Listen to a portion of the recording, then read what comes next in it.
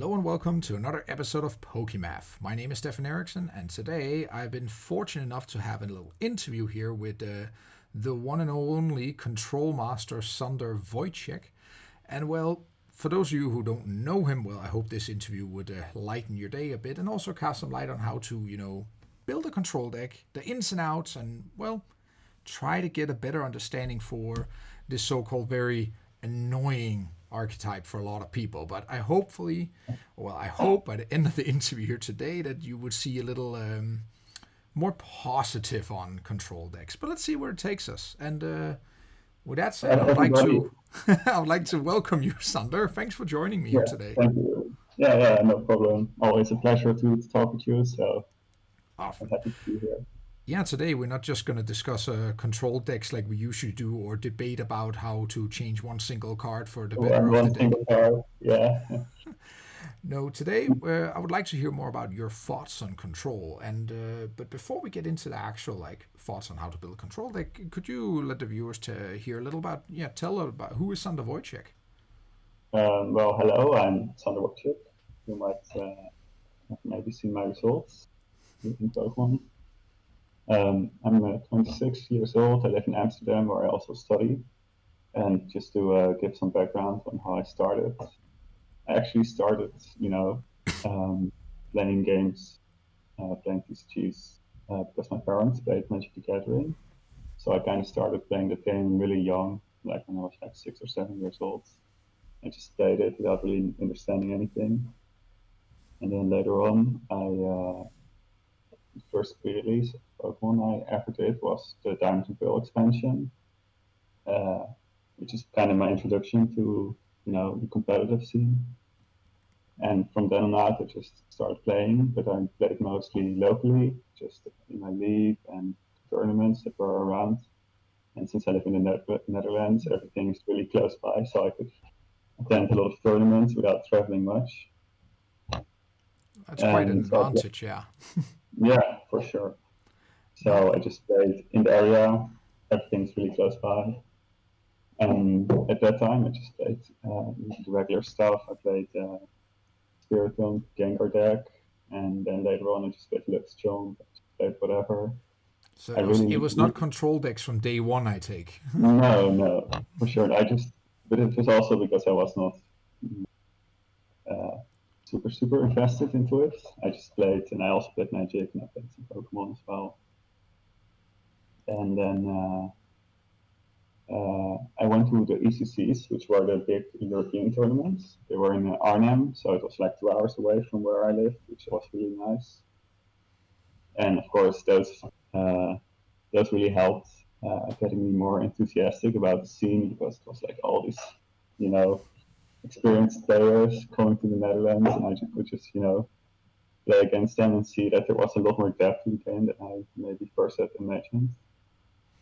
And so I kept playing, and then around the X and Y base set, kind of lost a little bit of interest because I felt like the format was just, Juniper, and then in X and Y, Sycamore got reprinted, and I really felt that the game was a bit too much of just dump your hand, draw 7 cards, dump your hand, just this endless cycle of drawing all your cards, playing them out, drawing all your cards, playing them out. While before, when I started playing, it was more about like data research and resonance research, kind of setting up your Flygons and then, your evolutions, your Cladles and stuff. Uh, and then later on, I think in late 2016, I actually I was still following the game. I was watching Worlds and stuff. I think that was the Worlds that your younger brother Jesper won in seniors. So I wasn't really playing at the time, but I was watching the tournaments, and I was kind of feeling like, well, maybe I should give this game another, serious try. I was, of course, a lot older. I was, studying. I just could do it my free time as I wanted. I was living on my own, so I decided to just give the Pokemon game another, serious attempt. But this time around, I was really, really hell bent on making the control archetype work. I was kind of, since I came from Magic, I always like knew that this was in Magic. It's a really, normal part of the game to have as your game plan to just kind of disrupt what your opponent is doing, and then kind of take over with your card advantage engine. It's like a really integral part of the game. Like 2/3 of the colors kind of play that way. In Pokemon, I think it was always, even in the past, it was always tried and it was great, but it was really underdeveloped, I felt like, and it wasn't well represented at all. So I think in late 2016, I just bought 4 Wailords, and I just was like, well, I really think that there's something here, and and one thing I also thought was that um, controls kind of archetype. But if you put a lot of time into it, it gets really rewarding because how it plays out. Yeah, that's one thing I did notice now with seeing all the results and also playing control and stall, whatever you want to call it. There's some nuances, of course, but notice that it takes a lot of investment to get to know the deck, and it really pays off for knowing the Yeah, metagame very well. And yeah. Because some of the concepts aren't, as intuitive. Like if you're playing like Pikarom, you just want to attach as fast as possible, and of course, there's a lot of, how you build your engine is always tricky in Pokemon. I think that's one of the most trickiest parts because there's like so many ways that you can draw cards and you can build your deck to like see a lot of cards. It's always like difficult to build like the optimal list. But in Control, it's like maybe even less intuitive about what you actually want to achieve. And it's also always very reactive to the meta game. So you have to like kind of keep a close eye on what's being played to actually know what you have to play yourself. it's very nice you mention it this way, Sander, because indeed one of my questions were to you, what like when you are deciding, hey, I have this nice idea and I want to play a little different control deck maybe or something like that. We've seen it many times, not only with Waylord, Warp Break, Heatmore, Hoopa Mm-hmm. Gigas, you name it. It goes over and over again. Like, what are the kind of thought process behind building such a style of deck compared to, say, if you want to just build a straight Pessimian, like I also seen you play once in a while? Yeah, yeah, yeah. So since it's a bit more, since it's quite a different style of deck, uh, I have my own, parameters Yeah. that I like to, keep an eye on when I'm deck building myself. Of course, you're always playing in uh, with a limited card pool, right? In standard, it's not like you can always have everything perfect, and sometimes you just have a couple cards that are really strong and you kind of build around. But I think in general, the things I keep an eye out for are um, think card selection and like how you can draw your cards is really important, and works kind of different for control than for other decks. Like cards like Steven's Resolve or even like Skyla. Like when we played World of Break, we just get 4 Skyla, which is kind of crazy because other decks wouldn't really use that kind of card that much. No, super slow compared to, say, straight off Sycamore Yeah, Juniper yeah, whatnot.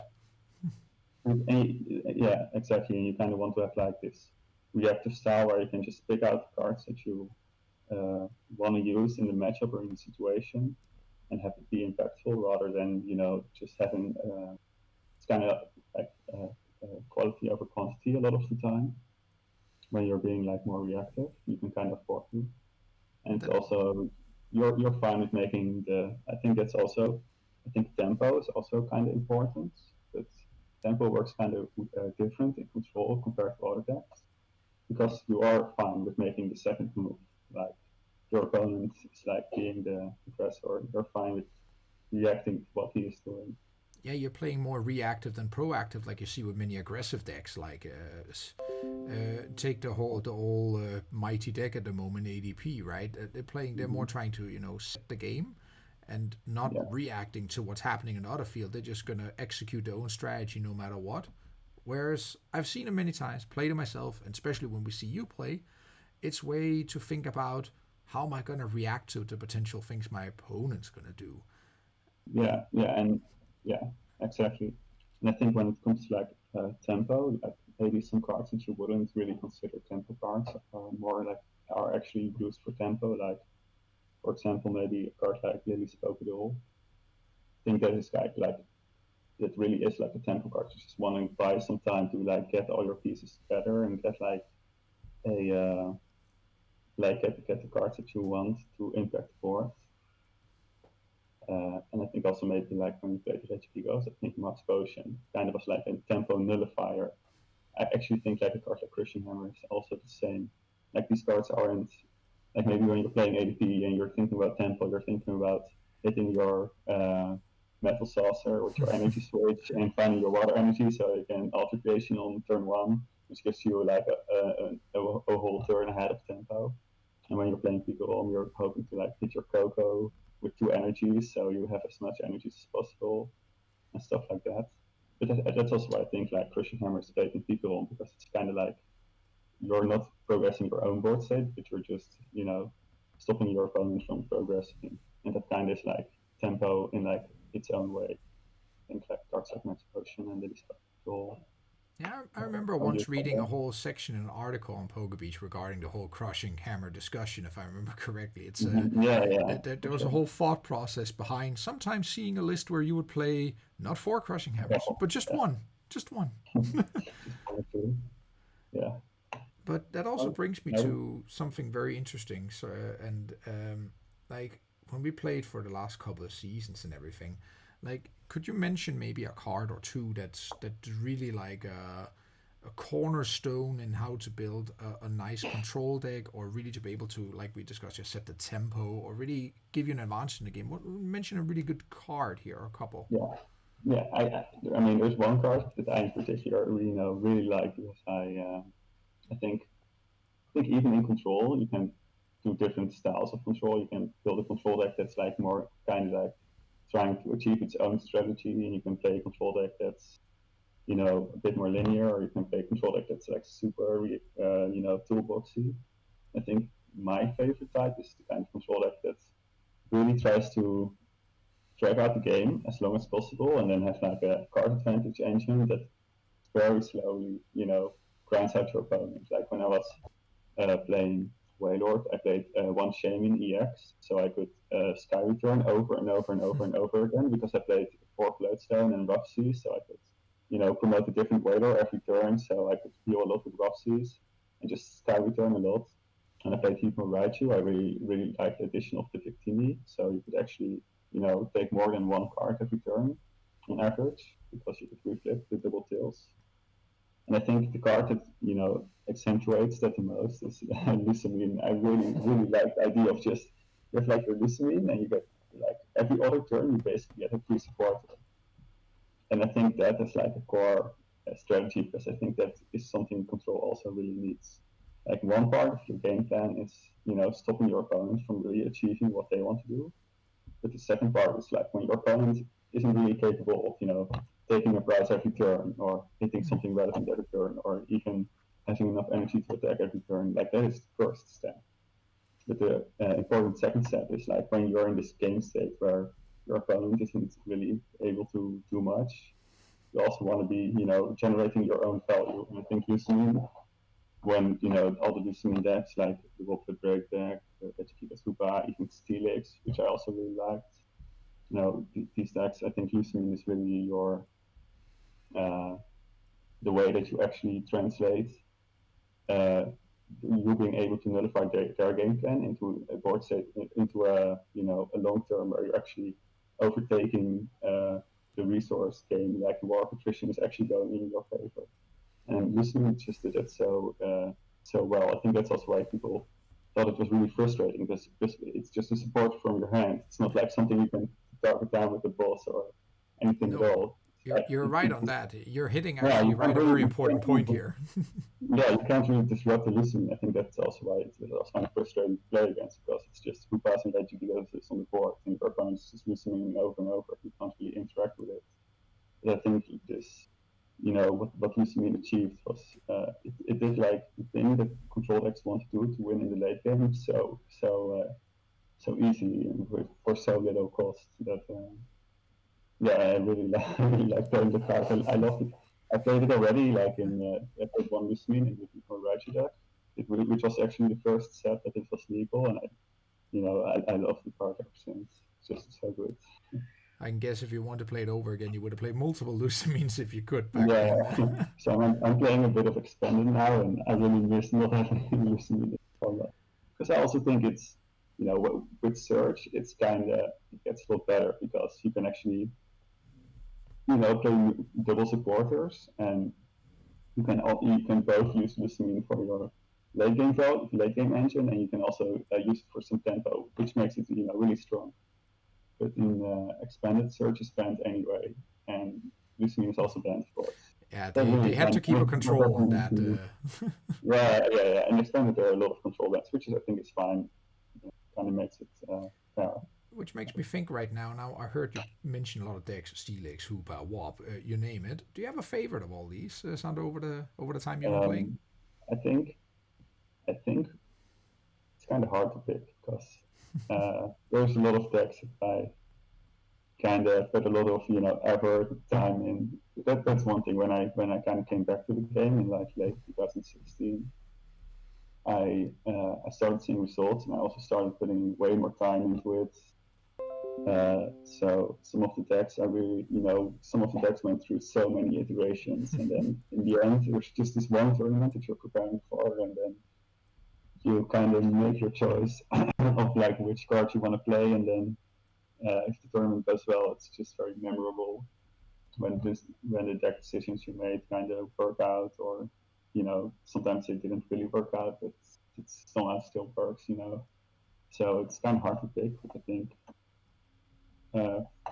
think for me the Whaler deck that I played is really memorable because it just had some I think really unique decks.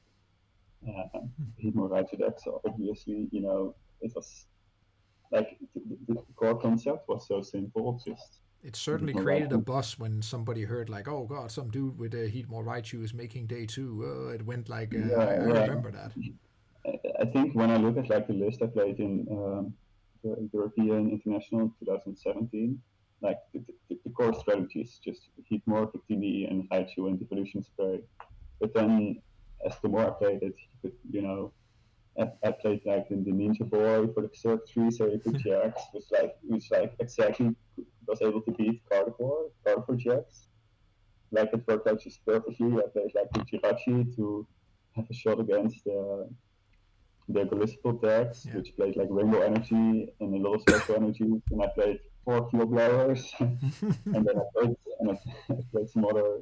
I played the 2 runs, so I could actually, switch over from being only passive to actually like building up like 3 or 4 depot sprays or puzzles, and then just going for 3 or 4 turns of 2 runs to just kind of be able to hit the last couple of Kusmas. Like in the end, the deck turned out like when you play a control deck a lot, you kind of notice that like it's like with Crushing Hammer, right? Maybe if you build a deck, you haven't played it at all. Maybe you have like a certain card 4 times, but you kind of have to play the format a bit to see like, do I actually need this? Is this maybe overkill? Are these cards like good in a matchup that I'm already winning? Maybe that this is kind. Sometimes you play a control deck and you figure out that the Yeah, cards you're you don't playing want to are be only at. yeah. Sometimes a card is like only helping you in a matchup that is already in your favor, and maybe it's better to play some Yeah, crazy you don't want to make it a help win and more bad card, matchup. right? Yeah, yeah. I think one of the things I also learned from Magic is that in Magic you start with 20 life, and one of the famous sayings is like it doesn't matter if you win the game when you have 1 life or when you have 20 lives. Like it still counts. It's both counts as a win. Like if you can take 19 damage and win the game, it's completely fine. Hmm. I think I also kind of use that mindset in Pokemon. Like if the matchup is uh, in my favor, it's like it's fine if you take 5 prizes. Like I think you kind of have to have that mindset when you play control. It's like fine if it comes down to the wire, but you're still in the end like the majority of the time capable of winning. Because I think that really allows you to like see like how you can make cuts to maybe fit in some tags. because a lot of the times my decks are kind of decked out. And people are like, well, how is this consistent? Like, how can this even work enough of the time? And I think a lot of the time, maybe you have like more time than people realize. You can afford to maybe fall a bit behind because your deck is not as consistent. As long as you're,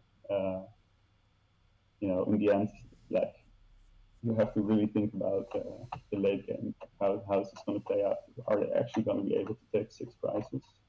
You shouldn't really panic if your opponent has taken 3 prizes. As long as they can take 6, it's completely fine. I think that's also That's true. That's maybe a it's mind. much about the mindset when you're sitting and playing this, and you have to like be fine with being behind. I know a lot of players who are not very fine with being behind. They panic too often and too easily. Yeah.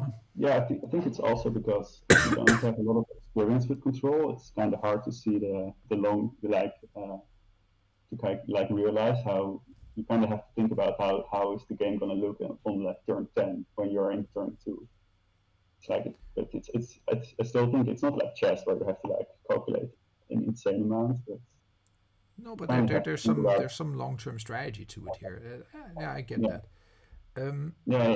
I know you could get that, but maybe if you're new to the archetype, then that can be a bit like can be a bit hazy. Like, how is this ever going to work out? You might think, but you have to really think about how things are going to go in like the course of a lot of turns, not just one or two.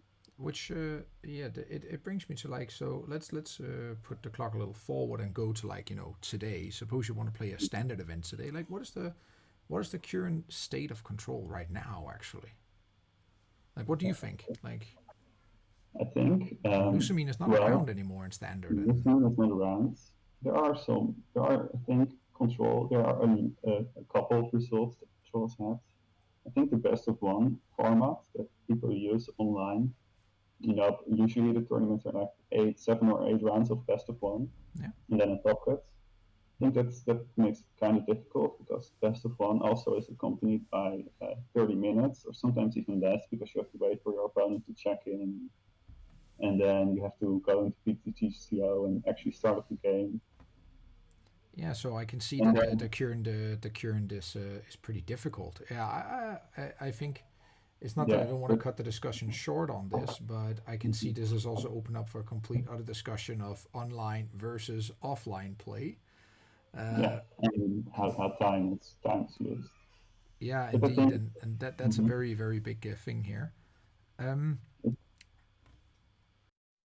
so this brings me to my final question of today, Sander, and like we spoke most about the past of control, the current state, but where do you see control moving forward? Let's assume for a moment that we're going to be able to go back offline, be a little optimistic. What do you think then? um, if I look at it uh, I think one of the important parts of like I talked about like all these things like tempo, like card selection, but one of the important things is also that you actually have cards that impact the board. Like we used to have like flare grains and like Plumeria, and now we kind of have to rely a lot on crushing hammers. We also lost Articuno, for example. Yeah, But and now a lot of the Excadrill control decks they use Boss's Order with Kellermine and Absol sometimes, and we see some Seeking decks and Cravenel decks. I think that's also really important. Like, you kind of want to see like how can you actually impact the board, what tools are actually in the format. yeah. So looking into the future, I mean we still have Yelbrand, which was printed in Sword and Shield, so that card will stay around for a while. Kind of depends on if they continue giving us actual disruption cards, like if Control can even, have Just wait if they reprint Flareground and Lusamine at the same time and see what's going to happen, right? Flagrant. I don't think you're ever going to get something like Flagrant and Lucidine That was wishful again. thinking for my part, I guess. Yeah, I was actually like, if we go back a little bit about current standards, you Yeah, can play like the Exegol deck. I was also playing a deck with like the new Snorlax that draws until you have yeah. 7, basically. And then I was playing it with Lycanroc and Devolution Spray, which is also a bit more like a very more consistent way to impact the board. Then instead of Excadrill, you can play it with Munchlax and release Pokédoll, which also gives you a lot of time to kind of boss something up. And if they use a Meadowlana or a Bird Keeper to switch out, they can't boss in the same turn, so they are just hitting it all. No, it's true. So It gives you some free room and some yeah, it gives you like a availability. little bit of a buffer because if you're the control deck, you also need to think about you have to be able to stay alive. It's also kind of relevant.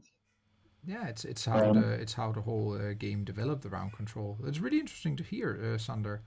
And yeah, yeah. I think there's always a lot to talk about control. That's at least what I think. I think sometimes control decks are a bit of the underdog, even if people like to.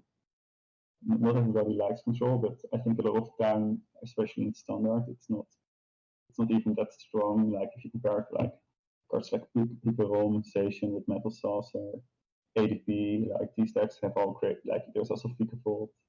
Like decks, then there are a lot of like tier one cards that are more than fine against control type of strategies, even in standard. So you kind of have to pay close attention to what cards are getting printed and kind of consider if maybe this is something that you can use. And I think people do that. You sometimes see like cool results. Like I think there was like a Puchoto deck that somehow did well. I think that's also a fun part about control. Like you're kind of operating on a completely different metric. So if you're just trying to raise to 6 prizes as quickly as possible, cards like ADP and Eternatus and Sation and Picaron, these cards are obviously going to be like way better than some kind of random V Pokemon that's not as good. But since Control has such a different game style, you can often use cards that otherwise would never, see play that are way more niche because you just need them for this one niche situation. Like one of the last tournaments that was played, I played a Palmyard that would like discard an item from someone's hand. I don't think that card was used that much, but against not at all, not at yeah all. against ADP because they interpret sword a lot. They kind of draw their cards, but they can't use their cards right away. It can actually be really good to just discard a couple of their switches and then they get stuck, especially Sensation can attack twice without using switch. So I think that's also a fun part about control. You can kind of consider cards that maybe aren't as obviously good. Uh, and I so think I think those are some very valuable lessons also to us, that also to people who don't often play control, and to get a whole view behind the scenes and how to think about a control deck. And yeah, I wish we could talk hours and hours about this. I know we could, but I'll have to, of course, I have to unfortunately cut it for this time. But I hope you viewers out there have enjoyed hearing about this, and see, hear from the man himself, the hopefully control some guru. people, See if you yeah, liked it. And I would like also to take the opportunity to thank you so much for your time, Sander. Thanks for yeah, coming no here and problem. participating in Yeah, this interview. it's always. Oh, I mean, I always think it's fun to talk to you about control because I think you have a very open mindset, and you always are also very critical, which helps me a lot because I tend to like have maybe sometimes too many random ideas, and not all of them are as good as I would like them Uh, to be, and you Trust me, always I enjoy getting your rambles and your long yeah, messages and stuff. and I enjoy getting your critical input. It's always helpful. Thanks a lot, Sander. And with that, I would like to thank everybody for watching. And this was Stefan Eriksson together with Sander Wojcik talking about control. And until next time, guys.